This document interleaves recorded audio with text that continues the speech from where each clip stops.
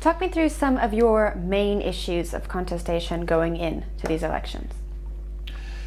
I think the first one is the point that you raise at the moment, the issue around representation and the issue around candidate selection is the main issue, and that, I think, potentially could affect voting behavior, right? Especially with regard to issues of turnout, I think. Yeah.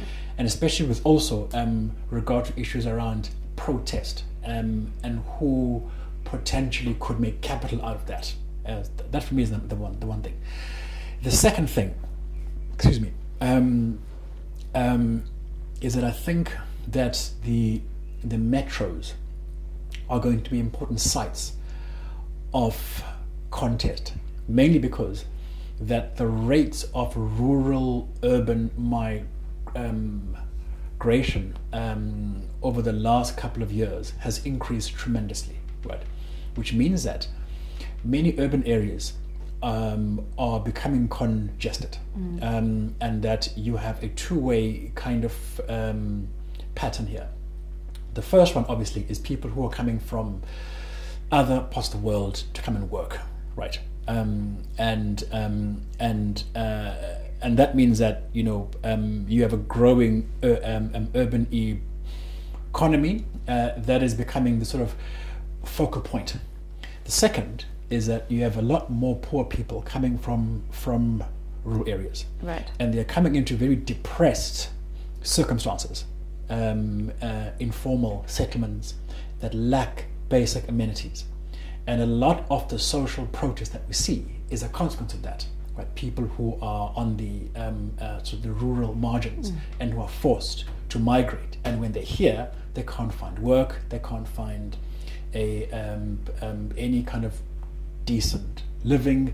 There is no water, there is no toilets, all those basic things, and people express that through things like a protest.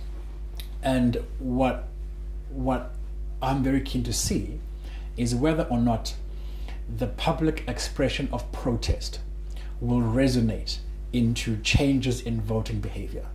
I think that before there was no direct correlation with people who are unhappy about social conditions and them voting differently.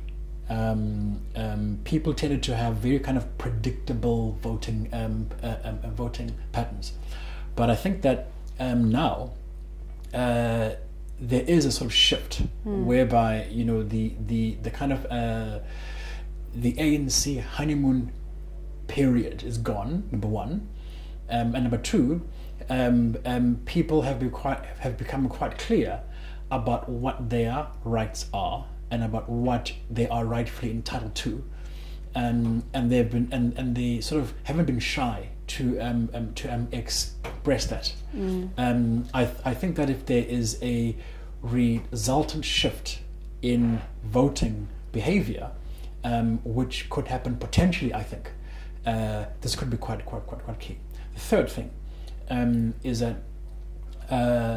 if one simply takes the results of previous elections, and if one looks at the current discourse, one could see an emergent pattern here, in which before you normally had two parties, ANC, DA, that would fight it out, but they wouldn't really contest in any meaningful way. And so one party pretty much was in one area, another one was a different area, whereas now we have three parties that potentially could contest everywhere, which I think could raise the temperature, number one. Two, it could lead to a higher turnout, and three, we simply don't know what that higher turnout could mean for the result. Whereas before, I think we would tend to think that voting patterns at that level were quite predictable, and so we sort of had an idea that even though there was a lack of support for one party, the ANC, they would win this area, right? Or even though the DA in the Cape or whatnot would face some kind of competition, they would win it. Now you have a third player that can, or that wants to contest everywhere, which means that the result in some areas that potentially could see a shift in power, Port Elizabeth, for example, Tshwane number 2, Johannesburg number 3. We don't know what the result is going to be at all, and so there could be potentially, that is, a game changer in this election. If obviously there are higher rates of turnout, as I said, and number 2, if people are able to translate their frustration into a shift in voting behavior.